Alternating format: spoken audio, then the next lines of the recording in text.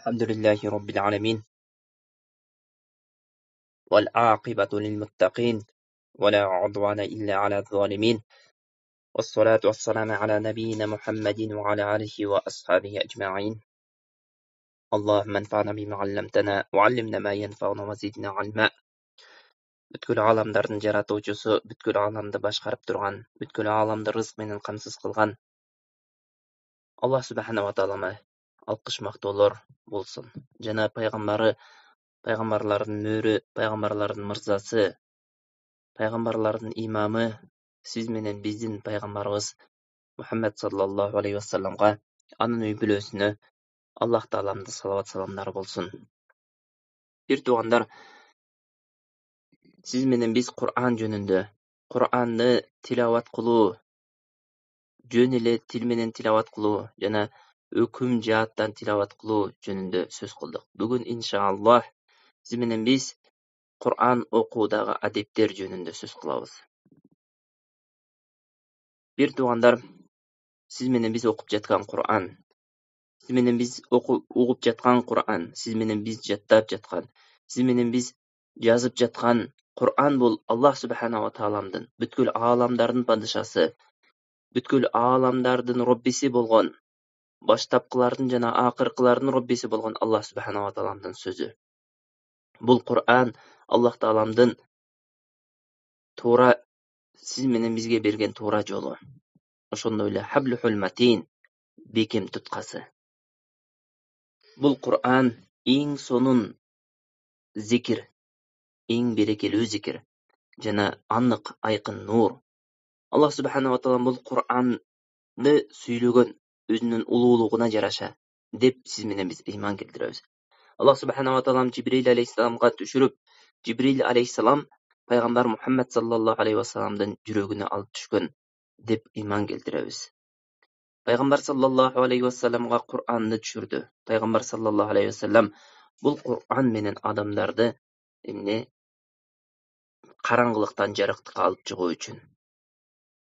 Ошондой эле Аллах субхана ва таалам бул Кур'анды өзүнүн сөзүнө, өзүнүн каламыны ушундай улуу сыпаттар менен сыпаттады. Сиз менен биздин жүрөгүбүздө ушул Кур'анга болгон улуулук, Кур'анга болгон урмат, сый болуусу үчүн. Келиңиздер Аллах субхана ва таалам Кур'анды сыпаттаган кээ бир аяттарга токтолуп өтөбүз. Аллах субхана ва таалам Кур'анды ушундай деп сыпаттады: Шахру Рамадан аллази унзила фихил Кур'ан. Рамазан айы. Бул айда Кур'ан түшүрүлдү. Бул Кур'ан деп Аллах субхана ва таалам худан линнаси ва баййинатин минал худа вал фуркан. Адамдарга хидаят болуп келди. Хидаят деген туура жол деген.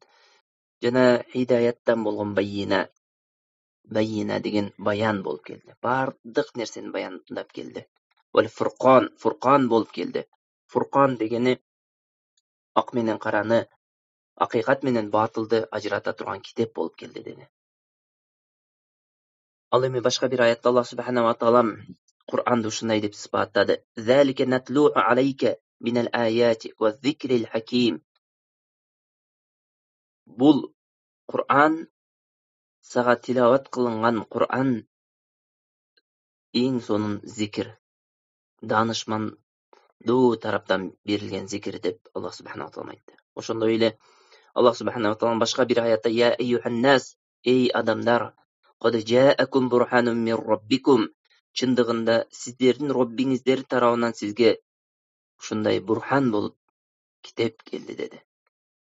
Ва анзална илейкум нуран мубина. Жана бул китепти сизге нур жана ачык айкын китеп кылып түшүрдү деди. Ошондой эле Аллах субхана ва таалам башка бир аятта qad ja'akum миналлахи нуру ва китаб qad ja'akum миналлахи нуру ва китабун мубин. Чындыгында сиздерге Аллах таалам тарабынан нур жана ачык айкын китеп түшүрүлдү. Яхди бихиллаху ман иттаба ридванаху субулас салам. Бул китеп менен Аллах таалам ким Аллахтын ыраазылыгын издеген болсо, ошол адамдарды туура жолго багыттайт деди. Демек, бул китеп менен Аллах субхана ва таалам адамдарды туура жолго багыттайт. Аллах субхана ва таалам башка бир аятта: "Ва ма кана хадал Кур'ану ай юфтара мин дуниллахи ولكن تصديق الذي بين يديه وتفصيل الكتاب لا ريب فيه من رب العالمين. Бұл Құр'ан Аллахтан бөлік мақлуқ тарауынан ойланып шығылған нәрсе емес. Валакин бирок тасдиқаллази байна ядайхи, сіздерден мурдагы китептерди тасдиктай турган китеп. Ва тафсилал китап, жана бұл бардык нерсени баяндап бере турган китеп. Ла райба фихи мин раббил аламин, эч шек күмөн жок дейт. Бұл Роббул аламин тарауынан түшүрүлгөн китеп. Бүткүл аламдардын Роббиси болгон Аллах тарабынан түшүрүлгөн китеп. Башка бир аятта Аллах субханаху ва таала ушундай деп сыпаттады: "Я юханнас, эй адамдар, код жааткум мауидатун мин раббикум." Чындыгында сиздердин Роббиңиздерден сиздерге мауида келди. Мауида. Бул мауида ва шифаун лима фис судур, жана сиздердин көкүрөгүңүздөргө шифа болуп келди. Ва худа ва рахматул лил муъминин, жана бул момундар үчүн хидаят жана райымдыр деди. Мауида деген баян деген.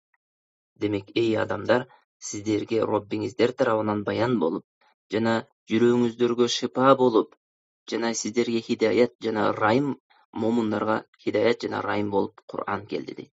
Аллах субханаху ва таала, көрдүңүздөрбү бир туугандар, сиздер жана биздин жүрөгүбүздөгү ооруларга да шифа кылып жөнөттү. Бул Кур'ан бир туугандар жүрөктүн бардык ооруларына шифа болот. Ал оору шубахат оорусу болушу мүмкүн. Же болбосо шахават оорусу болушу мүмкүн. Шубахат оорусу шек күмөн менен ооруган адамдар бар. Ошондой эле шахават оорусу менен, өзүнүн кумарлары менен ооруган оорулар бар. Ушулардын бардыгына шифа болуп келди Кур'ан.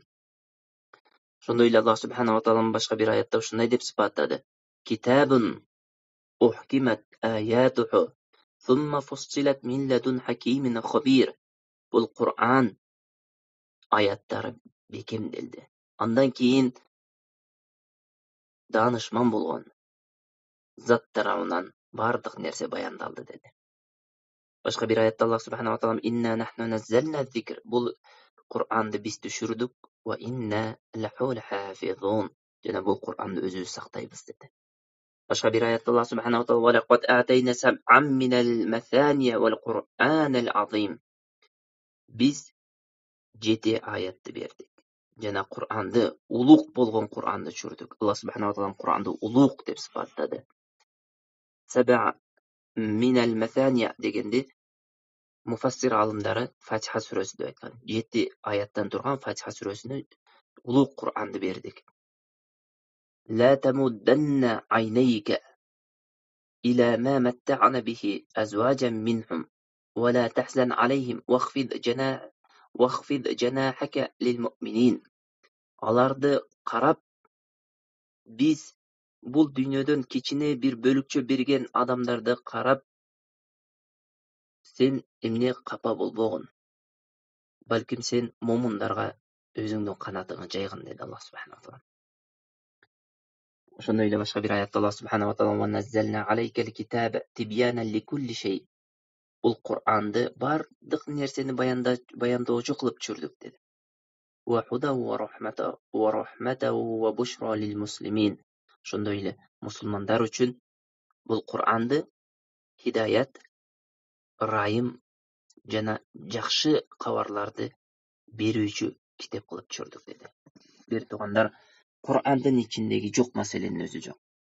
Бир томдуу Кур'анда Аллах субханаху ва таала адам баласынын жашоосуна керектүү бардык нерсени камтыган. Кур'ан бир туугандар бир том болуусу менен адам баласынын кыямат күнүнө чейинки бактылуулугун камтып койгон. Караңыздар бир туугандар, кээ бир адамдар миң деген томдорду жазган. Адамдардын бактылуу жашоосу тартуулоо үчүн. Бирок ошол эле учурда ошол 1000 том болсо да ошол китеп адамдарга бактылуулук тартуулаган эмес. Бирок Аллах субханаху ва таала бир томдуу китеп түшүрүп, ушул Кур'андын ичинде бардык нерсени баяндап койду. Бул жөнүндө жогорку окуган аятта Аллах субханаху ва таала тибьяна ликулли шей, бардык нерсени баяндап деди. Ошондой эле бир туугандар бир нерсени билишибиз керек. Момундар үчүн, мусулмандар үчүн хидаят. Хидаят издегендер үчүн хидаят. kapırlar üçün emes, müşrikler üçün emes, balkim musulmanlar jana mu'minlar üçün hidayet kılıp düşürdü bu kitapte. Şonday Allah subhanahu wa ta'ala Kur'an'da şunday dep sıfatladı: "İnne hadal Kur'an yahdi lillati hiye aqwam." Bu Kur'an adamlardı en sonun gana jolga bagıtlaydı. Ve yubashshirul mu'minina ya'maluna as-salihati anna lahum ajran kabira. Oşonday ele jakşı solih amaldardy kılgan momun musulmanlarga en uluk, en sonun sowaplar bar ekendigin süýünçüleydi. Bir tuğanlar, Ramazan ayında oroza karmaganыңыздın uluk sowaplaryn bayandadı. Namaz okugandy uluk sowaplaryn bayandadı. Allah Taalanın buyruklarını atkarıp tıygan nerselerinden tıyılgandygyn sowaplaryn bayandadı.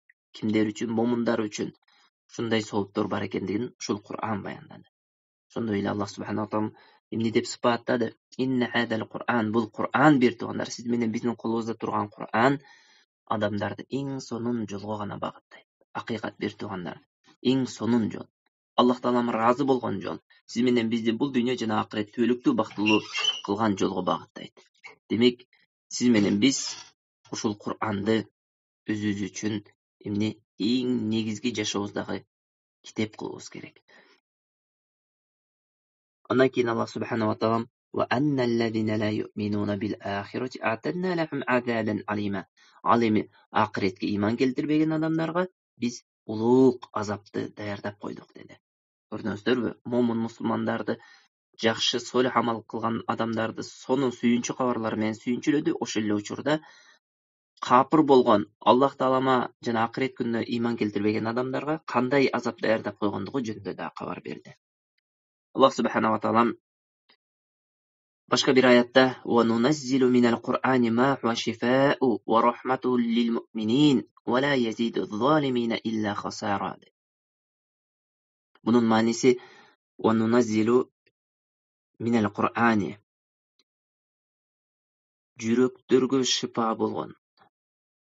Sizlerge uşul Kur'andy şifa kılıp düşürdük. Jana rahim kılıp düşürdük. Taktap aytkanda momunlarga bul Kur'andy rahim jana şifa kılıp düşürdük dedi. وَلَا يَزِيدُ الظَّالِمِينَ إِلَّا خَسَارًا. Zalim adamlarga bul ziyandan başka hiç nerse emes dedi. Demek bir tuğandar, Kur'an siz menen bizdi jaşabybızdagy bagyt oşolle uçurda siz menen bizdin en çoň şifa bolgan kitebimiz. Kur'an şifa da bolat bir tuğandar. Bagyt da bolat. Kur'an toğra jol. Oşolle uçurda siz menen bizdin bardyk oorubuzga şifa bolat. Oru iki türlü bolat bir tuğandar. Ruhtun orusu jana deninin orusu. Kur'an oşol iki oruga teň şifa. Ruhtun orusu jana deninin orusuna da şifa bolup beredi. Bunal jogordaky ayat Kur'andy Allah subhanahu wa ta'ala şifa dep sıfatlady. Demek Kur'an şifa bolat. Demek siz menen biz Kur'andy şifa katarynda işletibimiz gerek. Uruganda kanday oru bolbosun Kur'anga kaýrylybız gerek. Allah Taala la yuhliful mi'ad, wadasyna karşı iş kılbaydı. Allah subhanahu wa ta'ala wada berdi, wadasyny atgarat. Kur'anda şifa dep sıfatlady, şifa bar. Em oşol Kur'andagy şifa kimler üçün? Momunlar üçün bir tuğandar. Fasıklar üçün emes. Kur'anga iman keltirgen, Allah'a ahiret gününe iman keltirgen, bekem iman keltirgenler üçün şifa. Şonduktan ulu alımların biröýüsü şunday dep aytgan eken, Kur'an bol sözsüz şifa bolat. Birok şifalygy adamdyn imanyna jaraşa bolat dep aytgan eken. Eger imany bekem bola turgan bolsa, sözsüz türde oşol en sonu şifa bolat. İman alsız bola turgan bolsa, özünün imanyna jaraşa alsız şifa bolat dep aytgan eken. Oşonday Allah subhanahu wa ta'ala şunday dep aýtdy: "Qul la in ijtama'atil insu wal jinnu ala an ya'tu bimithli hadzal Qur'ani la ya'tuna bimitlihi walau kana ba'duhum li ba'din zahira." Aýtgyn, ey Muhammed, egerde alar insandar jana jinler çogulup uşunday Allah Taalamyň kitebindeý bir Kur'an alyp gelýüni galaý turgan bolsa, alar bunday kitap alyp kele albaýdy. bir-birine жардам берген болса да, bunday kitap alıp kele albaydı dedi. Бүткүл insaniyat, alarga jinler de koşulsun. Allah Taalamız Kur'an'day kitap alıp kelemiz hiç kaçan alıp kele albaydı. Şonda Allah Subhanahu wa Taala Ma anzalna aleykel Kur'ana litashqa. Kur'an'da senin baksızlığın için düşürgen jokpuz deydi. İlla tezkiratan limen yakhsha. Allah Taalamdan korkkan adam için iskertүү kılıp düşürdük dedi. Tanzilen mimmen halaqal arda was semawatil ula. Bu Kur'an asman жерди жараткан заттардан düşürüldü dedi. Demek gördüңүздөр ve bir tuğanlar Allah Subhanahu wa Taala Kur'an'da kanday uluk sıfatlar menen sıfatladı. İn huwa illa zikru ve Kur'anun mubin deydi. Yasin surasında. Bu Kur'an, bu zikir jana anlık bolgan Kur'an andan bölök hiç nerse emes deydi. Bu ayatın başında bu akındarın sözü emes dep keledi. Bu akınдар aytkan nerse emes, balkim bu eskertүү jana emne anlık bolgan Kur'an dedi. Liyunzira men kana hayyan ve yahiqqal qawlu alal kafirin. Tirüylördi eskertүү üçün jana kapırlarga azapты jetkirүү üçün şol Kur'an emne geldi dedi. Demek Kur'an tirüylördi eskertүү üçün düşürülgen kitap bolsa gerek. Şonda ile Allah Subhanahu wa Taala başka bir ayette kitabun anzalnahu ileyke mubarakun liyadabbaru ayatihi ve liyetezekkeru ulul albab. Ul Kur'an'da sizlerge berekelүү kılıp. Taqta aytkanda, ey Muhammed, Kur'an'da sağa berekelүү kitap kılıp düşürdü. Akıl iyileri bul Kur'an'da eskerүү jana ayatların üstünden oy jugurtүүлөр üçün dedi. Gördüңүздөр bir tuğanlar Allah Subhanahu wa Taala bul Kur'an'da kanday dep sıfatladı. Şol sıfattardын bardыгы siz menen bizdin жүрөгүбүздө bul Kur'an'a bolgon urmat, bul Kur'an'da ulуулoo bolуу керектигине эмне айгинелейт. Demek momun Müslüman adam şol Kur'an'da Allah Taalam tarafından düşürülgen Kur'an'da adep saktoo gerek. Uşul Kur'an'a bolgon adep momun Müslümandın moynundagy millet. Söz türde uşul Allah Taalamdan Kur'an'ı menen bolgon muamelede adep saktoobuz gerek. Uşul adeplerinin birösü Kur'an okurda ıklasdуу bolubuz gerek. Iklasdуу degen жалгыз Allah Taalamdan razılığı üçün okubuz gerek. Allah Taalam fa'budullaha mukhlisan lahuddin. Allah'a ihlas kılgan awalda ibadat kılыңыздар dedi. Bul Kur'an oku en çoğun ibadat bolgonduktan bul ibadat albatta ıklasdуулuk koşup duruu gerek. Egerde ıklasdуулuk jok bola turgan bolsa, bul ibadatın hiç kanday soğuk kılbay kalışı mümkün. Peygamber sallallahu aleyhi ve sellem şunday dedi: "İqra'ul Kur'an, Kur'an okuңuzдар. Ve betagu bihi vajhallah. Bul nerseden Allah Taalamdan yüzünü kalaڭızдар. Al degeni Allah'ın razılığını kalaڭızдар dedi. İbtagu bihi vajhallah min qibali en ya'tiya qawmun yuqimunahu iqamatal qadhi yeta'ajjalunahu ve la yeta'ajjalunahu dedi.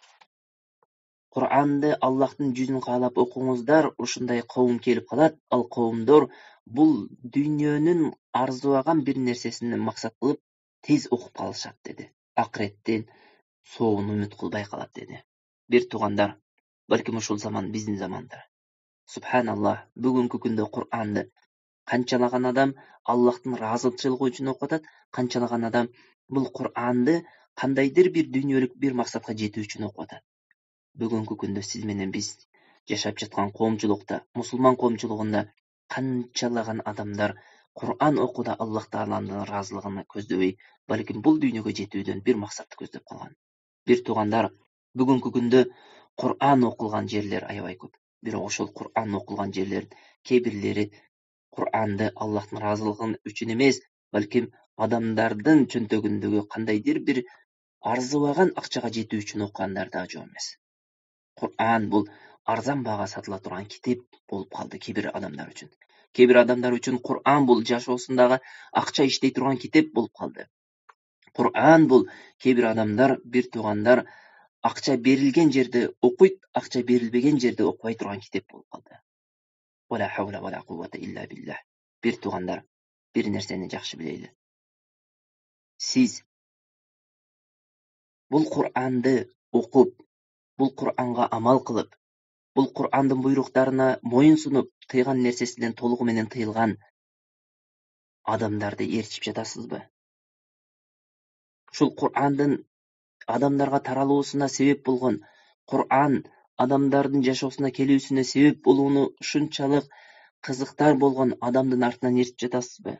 Же болбосо Кур'анды жашоосунда арзан баага сатып жиберген, Кур'ан ал адамдар үчүн жашоосунда киреше алып кирген булак гана болгон адамдардын артынан ээрчип жатасызбы? Ошол нерсеге жакшылап көңүл бөлүң. Эгерде сиз ээрчиген адам Кур'анды арзан баага сатып жиберген болсо, ал сиз ээрчүүгө татыктуу эмес болгон адам. Эгерде сиз ээрчиген адам Кур'анды жашоосунда татбик кылып, амал кылып, Кур'ан буйруктарын аткарып, тыйган нерселеринен тыйылган, Кур'анды адам баласынын жашоосуна келүүсүнө кызыктар болуп, колунан келишинче ушул Кур'анга даават кылган адам боло турган болсо, анда адам сиз ээрчүүгө татыктуу болгон адам. Ошондуктан бир туугандар, Кур'ан окуурда Аллах Тааламдын жүзүн гана каалайлы жана Аллахтын жүзүн гана каалаган адамдардын артынан ээрчийли.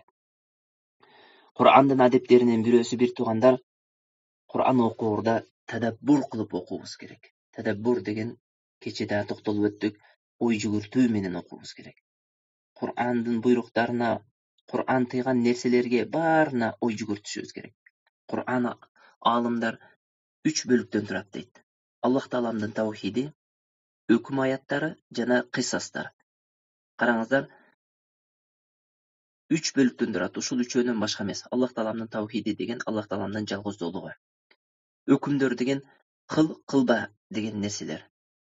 Арам, макру, фарз, мустахаб деген ошол сыяктуу нерселер. Жана үчүнчүсү окуялар. Пайгамбарлардын окуясы. Бизге чейинки болгон пайгамбарлардын окуясы жана келечекте боло турган кээ бир кабарлар. Ушул нерседен башка эч нерсе эмес. Ушул 3 гана нерседен турат деп айтат. Демек ушул Кур'анга ой жүгүртүп, жакшылап пикир кылып окуй турган болсоңуз, Кур'ан бир туугандар сиз менен бизге бул дүйнө жана акырет пайдасын берет. Эгерде тилибиздин учу менен окуп, бирок ой жүгүртүүдөн алыс болсок, буйруган нерсесин аткарбастан, тыйган нерсесинен тыйылбай турган болсок, бул Кур'ан сиз менен биздин каршыбызга гана иштеши мүмкүн, андан башка эч нерсе эмес. Кур'андын адептеринен бирөөсү бир туугандар, Кур'анды даарат менен окуу. Кур'анды даарат менен кармоо бул Кур'ан менен болгон адептердин, парз болгон адептердин бирөөсү. Тактап айтканда, кармоодо сөзсүз түрдө даарат болуу керек. А бирок окууда даарат шарт кылынбайт. Бирок жакшысы мустахаб амал Кур'анды даарат менен окуштук. Ал эми кимде ким жунуп боло турган болсо, гусул важип боло турган адам боло турган болсо, ал адам Кур'ан окубайт. Ал адам гусул кылып, эгер гусул кылууга суу таппай аткан болсо, гусул деген толугу менен жуунуу деген. Гусул кылууга суу таппаган болсо, жок дегенде таяммум кылып болсо да анан Кур'анды окуш керек. Кур'ан бир туугандар сиз менен биздин жүрөгүбүздө эң негизги орунда туруу керек. Ошондой эле улуу китеп болуу керек. Бул Кур'ан эмне ыплас болгон абалда окулбай турган китеп. Сиз менен биз таза дааратта кичинекей нажасаттан, чоң нажасаттан аруу болгон абалда, кичинекей дааратсыздыктан жана чоң дааратсыздыктан аруу болгон абалда Кур'анды эмне тилават кылуубуз керек. Ошондой эле Кур'ан бир туугандар сиз менен биздин жашообузда жогоруда айтып өткөндөй эң негизги орунду ээлейт. Сиз менен биз жашообузда ушул Кур'анда келген дуаларды көп-көп кылуубуз керек.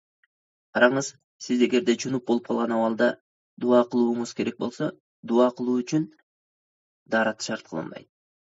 Албетте даарат жакшы нерсе, бирок даарат шарт кылынбайт.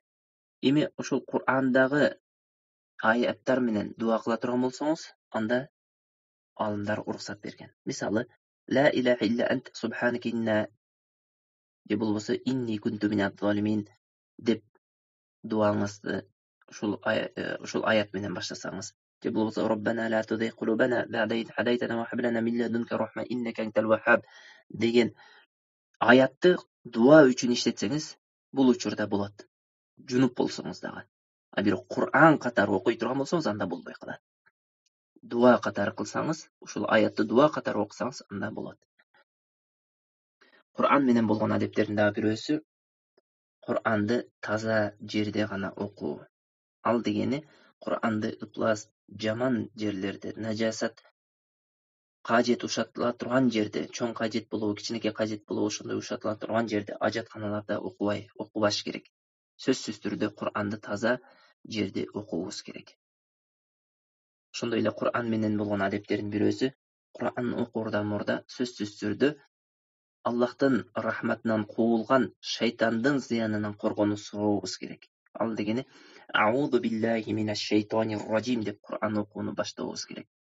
Аллах таалам Кур'анда فإذا قرأت القرآن فاستعذ بالله من الشيطان الرجيم.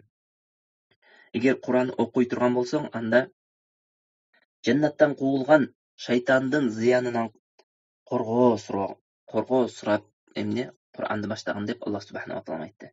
Демек, Кур'ан баштаарда сөзсүз түрдө Аузу биллахи минаш шайтанир раджим деп анан баштайбыз.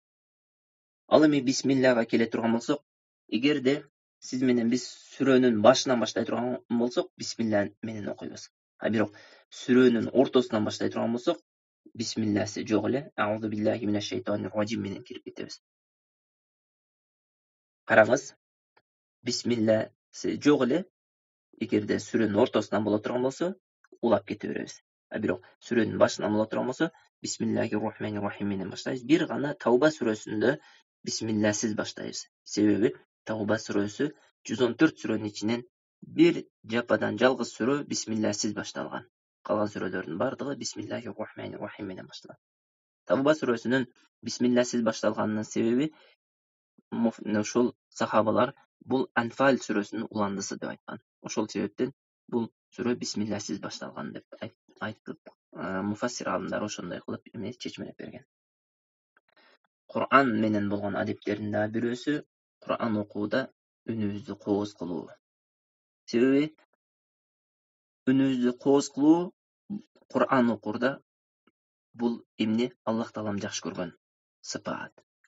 Кур'ан окуу өзү негизинен жакшы амал. Ошол Кур'ан окууда үнүбүздү эң сонун кылып окуй турган болсок, бул Аллах таалам жакшы көргөн сыпат экендиги жөнүндө пайгамбар саллаллаху алейхи ва саллям Абу Хурайра радыйаллаху анху айткан хадисте ушундай деп айтат. Аллах таалам үнүн сонун кылып окуган Кур'анды уккандай башка нерсени укпайт дейт. Демек, Кур'анды мүмкүнчүлүк болушунча жакшы үн менен окууга аракет кылышыбыз керек. Ошондой эле Жабир ибн Мут'им радыйаллаху анху айтат: "Сами'атун набийя саллаллаху алейхи ва саллям яқрау фил магриби бит-тур, фама сами'ату ахадан ахсана саутан ау қираатан минху саллаллаху алейхи ва саллям." Мен пайгамбар Мухаммад саллаллаху алейхи ва салламдын шам намазына Тур сүрөсүн окуганын көрдүм. Мен пайгамбар саллаллаху алейхи ва салламдын мындай кооз кылып окугандыгын эч качан эч жерде башка бирөөдөн уккан эмесмин дейт. Демек, көрдүңүздөрбү, бул дегени пайгамбар саллаллаху алейхи ва саллям Кур'ан окууда аябай сонун кылып уккан аракет кылган. Ошондой эле сиз менен биздин Кур'ан сонун кылып окуубуз башка бирөөлөргө зыян берип койбоо керек. Мисал айта турган болсок, адамдар уктап жаткан болсо, Кур'ан окууну каалай турган болсок, анда сөзсүз түрдө ошол уктап жаткан адамга зыян бербей турган деңгээлде окушубуз керек. Же болбосо намаз окуп жаткан адам бар болгон болсо, ошол намаз окуп жаткан адамга зыян бербей турган деңгээлде окушубуз керек. Кур'анды кооз окуган жакшы амал деп кээ бир адамдар башка бирөөгө зыян бере турган абалда Кур'анды мечитте айрыкча каттуу окуп, намаз окуп аткан адамдарга тоскоолдук жаратуусу мүмкүн. Жок, бир туугандар, Кур'ан окуурда эгерде сиз менен биздин кооз үн менен үнүбүздү жакшынакай кылып чыгарып Кур'ан окуубуз башка бирөөгө зыян бере турган болсо, албетте анда бул учурда үнүбүздү эмне кылабыз? Ылдый түшүрүп, андан секинирээк кылып окуйбуз. Караңыздар, бир туугандар, кээде ушундай абалдар болот. Кээ бир момун мусулмандар надандыктан, билбестиктен башка бирөөлөргө аза берип коет Кур'ан окуусу менен. Бирде мечитте сабак болуп жатат. Мечитте сабак болуу, ошол сабакты канчалаган адамдар угат. Ошол жерде бир жигит мечиттин ошол сабак болуп аткан жайдын четирегинде отуруп Кур'ан окуп атат. Балким ойлосо керек, жакшы амал кылып атам деп. Бирок ошончо адамга зыян берип атканын өзү да байкабай жатат. Көрдүңүздөр, бир туугандар, ушундай учур боло турган болсо, албетте эмне жалпы элдин кызыкчылыгын жогору коюп, өзүбүздүн эмне кызыкчылыгыбызды таштап туруубуз керек. Ал да болсо Кур'анды сонун окуймун, Аллах таалам жакшы көрөт деп бир жолу кыйкырып, башка адамдардын сабактан кур калып калуусуна себеп болбошубуз керек. Ошондой эле Кур'ан менен болгон адептердин бирөөсү Кур'анды тартил кылып, тамгасы менен сонун кылып, ар бир тамгасыны өзүнүн акысын берип окуубуз керек. Аллах субханала таала раттилил Кур'ана тартила, Кур'анды тартил кылып окуңуздар деп. Ал дегени тажвид эрежелерине моюнсунган абалда, ар бир тамгасыны өзүнүн акысын берген абалда окуңуздар деп. Жакшынакай кылып, сизди угуп турган адам, артыңызда турган адам түшүнө турган деңгээлде кылып окуңуздар дейт. Аннас ибн Малик радыйаллаху анху риваят кылган хадисте ушундай деп айтат: "Аннахусу иля ан кираатин наби саллаллаху алейхи вассалам."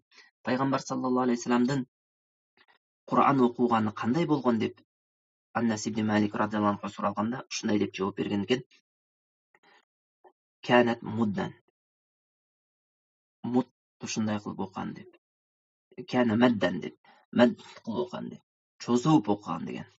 Бисмиллахир-рахманир-рахим деп эмне ар бир эмне чозо турган жерде чозуп, эки эсе чозо турган жерде эки эсе, 4 эсе чозо турган жерде 4 эсе, 5 эсе чозо турган жерде 5 эсе, 6 эсе чозо турган жерде 6 эсе кылып ушундай кылып окуган дейт. وسئلت أم سلمة رضي الله عنها عن قراءة النبي صلى الله عليه وسلم. أم سلمة رضي الله عنها Пайгамбар саллаллаху алейхи ва салламдын аялдарынын бирөөсү, Пайгамбар саллаллаху алейхи ва салламдын эмне Кур'ан окуусу жөнүндө суралган. Кана юқатти'у қираатаху аятан ая. Ар бир аятка токтоп Кур'ан окуйт эле дейт. Бүгүнкү күндөгү көпчүлүк мусулмандардын кылып жаткан, окуп жаткан Кур'аны Пайгамбар саллаллаху алейхи ва салламдын окуганына каршы келет. Караңыз, Пайгамбар саллаллаху алейхи ва саллам ар бир аятка токтоп окуган.